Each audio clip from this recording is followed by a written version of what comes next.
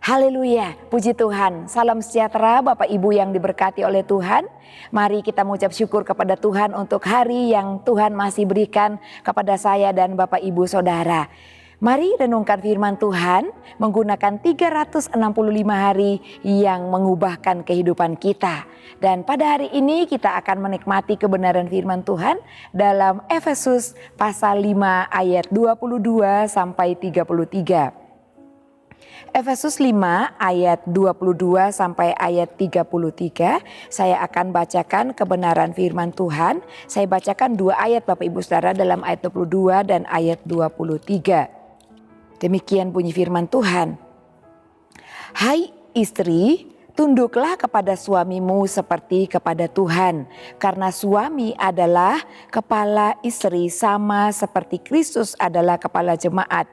Dialah yang menyelamatkan tubuh. Saya baca sampai ayat 25. Karena itu sebagaimana jemaat tunduk kepada Kristus, demikian juga istri kepada suami dalam segala sesuatu.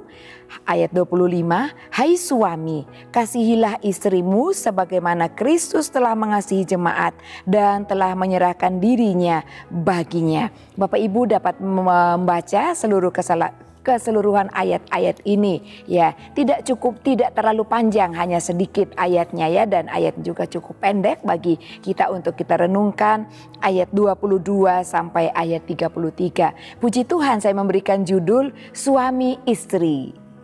Tentu Bapak Ibu sudah punya gambaran kalau berbicara tentang suami istri, tentunya orang yang sudah menikah atau hidup sebuah keluarga terdiri dari suami istri atau mungkin sudah dikaruniai anak-anak ya. Puji Tuhan.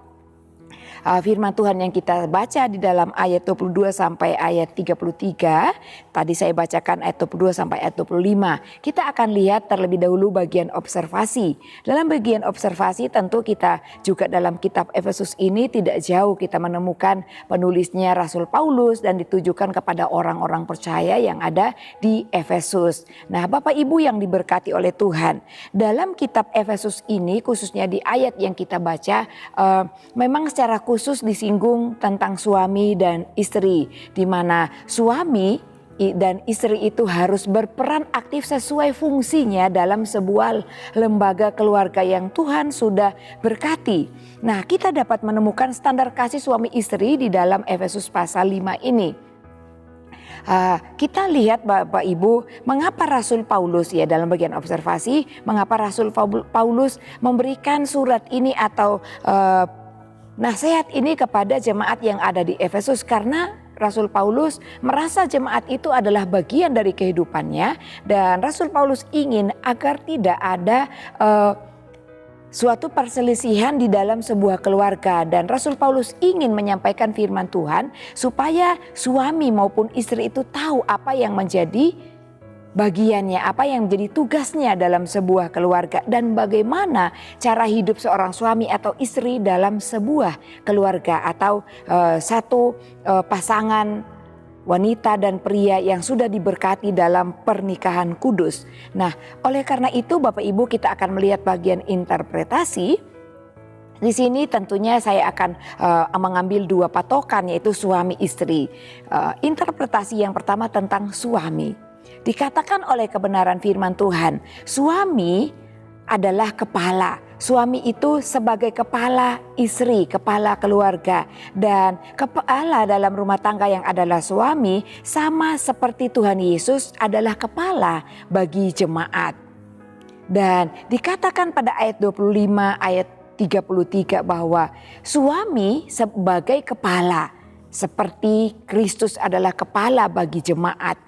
Suami harus mengasihi istri seperti Yesus mengasihi jemaatnya. Jadi ada standarnya ya, menjadi pemimpin seperti Tuhan Yesus menjadi pemimpin bagi jemaat, mengasihi istri seperti Yesus mengasihi jemaat.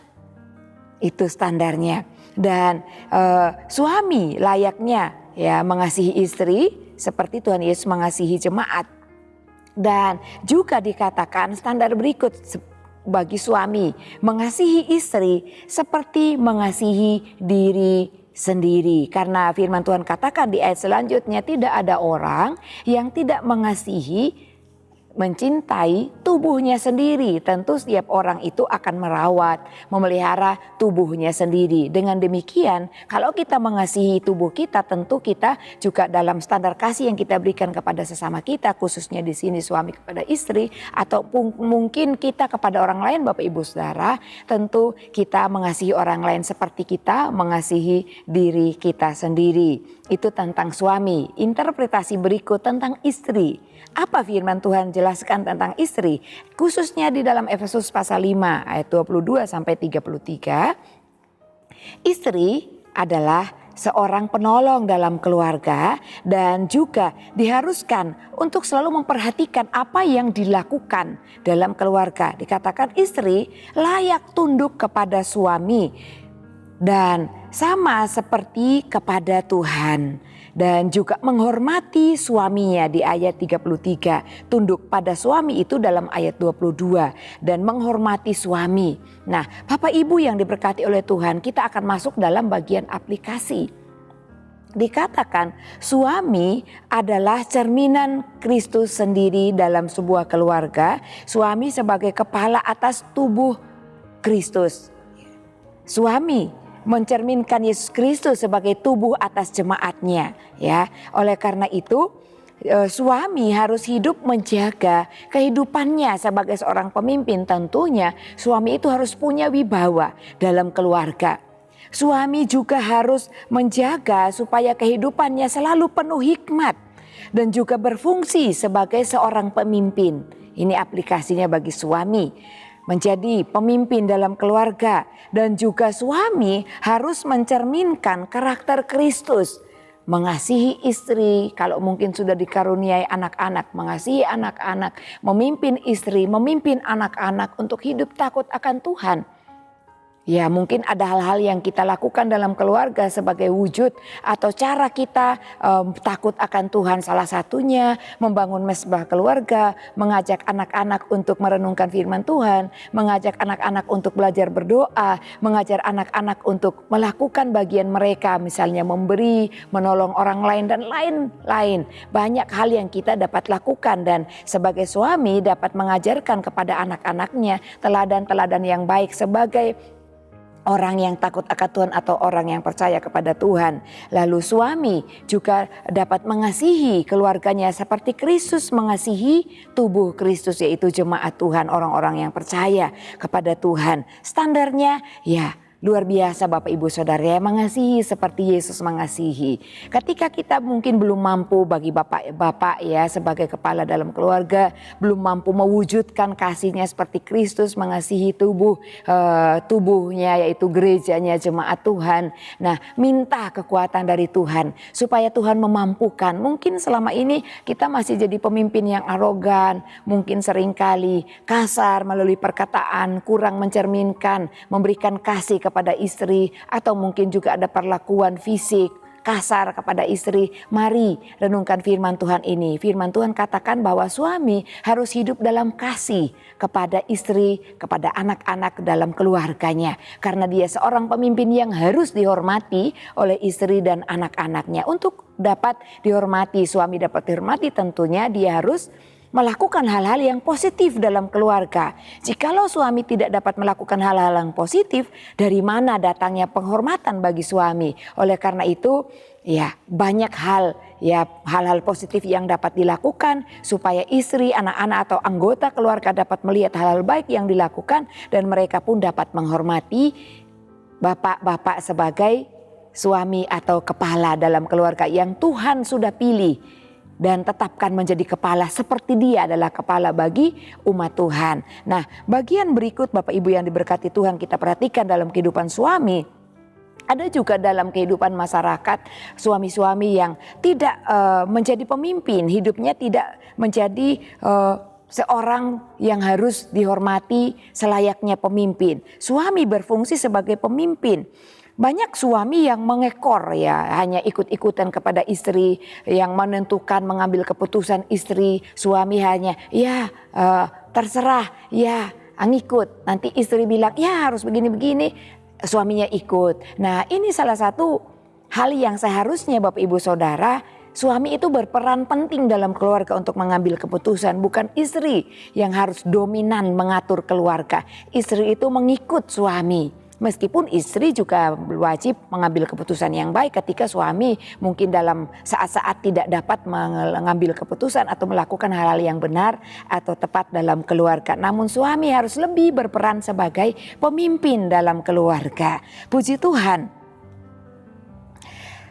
Kadang suami Bapak Ibu yang diberkati Tuhan ada mungkin karena masih keluarga muda atau lain sebagainya, atau kurangnya pendidikan yang harus dilakukan sebagai seorang pemimpin dalam keluarga, membiarkan istrinya yang mencari nafkah. Suami di rumah dengan santai, hidup santai ke sana kemari, lalu akhirnya keluarga kurang terpandang karena ekonomi keluarga lemah karena hanya membiarkan istri kerja dan suami hanya bersantai-santai. Nah, hal demikian juga istri dapat berperan untuk memberikan kesadaran kepada suami melakukan tanggung jawabnya sebagai pemimpin, yaitu bekerja dan menghidupi keluarga. Karena pemimpin atau suami adalah tulang punggung keluarga, bukan istri. Kadang-kadang saya menghadapi ibu-ibu yang mungkin terkendala dalam hal menyekolahkan anak, melunasi misalkan SPP. Kalau kita sudah berkeluarga tentu punya keturunan. Bagi yang sudah punya keturunan ya Bapak Ibu Saudara ya,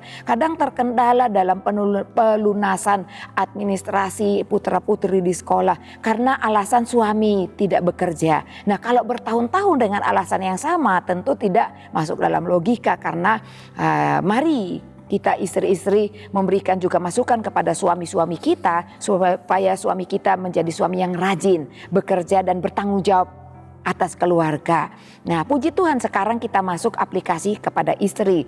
Istri harus tunduk dan menghormati suami. Tunduk kepada suami, menghormati suami artinya kita sebagai istri dalam keluarga harus menghargai suami kita, mendengarkan pendapat mereka, melibatkan suami dalam perencanaan, pelaksanaan kegiatan apapun dalam keluarga, baik dalam bisnis, supaya tidak berjalan sendiri-sendiri. Kadang istri yang mungkin wanita karir ataupun banyak ide, punya kepintaran daripada Tuhan, kadang bertindak sendiri, berpikir sendiri tanpa melibatkan suami. Tentu hal ini suatu hal yang menyedihkan kepada kepala keluarga kalau kita kurang mempercayai mereka atau melibatkan mereka dalam perencanaan kita dan pelaksanaan kegiatan yang kita kerjakan dalam keluarga. Oleh karena itu, mari Bapak Ibu yang diberkati Tuhan, sebagai istri untuk tidak berjalan sendiri-sendiri. Suami dan istri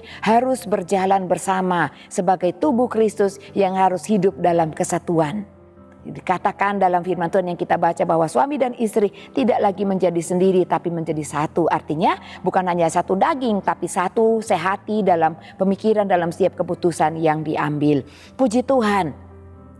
Bagi istri, mari kita tunduk kepada suami kita, menghormati suami. Karena itu tanggung jawab kita dan itu yang Tuhan inginkan untuk kita lakukan. Bertanggung jawab atas pengelolaan rumah tangga dan juga penataan keluarga, itu tanggung jawab istri. Mengelola keuangan, jujur terhadap suami. Ya, meskipun dalam keluarga, dalam pengurusan rumah tangga, mengelola keuangan, tetap juga ada peran suami membantu kita. Namun bukan terbalik, istri bekerja, suami yang mengurus mengelola rumah tangga. Namun harus bekerja sama. Oleh karena itu jadilah suami istri yang hidup dalam cinta kasih Tuhan, harmonis dalam keluarga, bahagia, menikmati kebahagiaan yang Tuhan berikan dalam keluarga, dalam rumah tangga kita. Dan Tuhan Yesus memberkati Bapak Ibu Saudara sekalian. Mari kita mengucap syukur kepada Tuhan sebelum kita berdoa. Terima kasih kepada Bapak Ibu Saudara yang setia mengikuti renungan 79, kiranya dapat menjadi berkat kita semua. Bagi Bapak Ibu Saudara yang ingin didoakan untuk pokok doa tertentu, menceritakan kesaksian baik mujizat kesembuhan, pemulihan masalah keluarga dan lain-lain, dapat disalurkan melalui chat WhatsApp di nomor 081327 420088. Puji Tuhan, mari kita berdoa.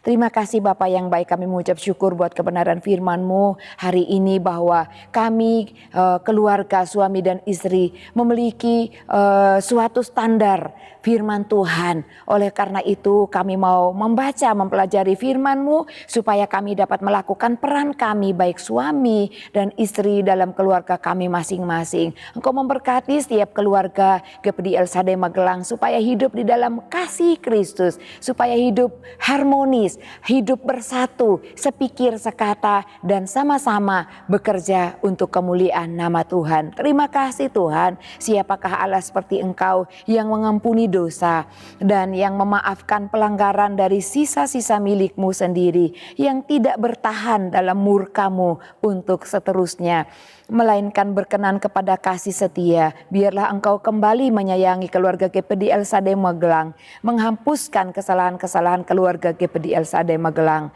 ke dalam tubir laut. Terima kasih Bapa, dalam nama Tuhan Yesus Kristus kami berdoa. Haleluya, amin.